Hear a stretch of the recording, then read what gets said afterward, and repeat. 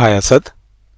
Um, you can see the page of my computer, and I open my home Amazon.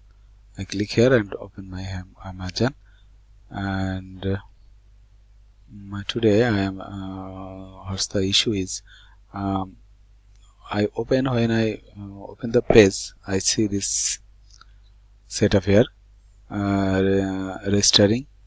You have not completed registering, like this is Amazon.com. Return to sign in, pick a different merchant of continue registration. If I try to return to sign in, you see that it's working. Just a minute.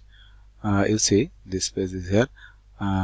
First of all, when I actually today when I open this page, I saw this page and signing, but after some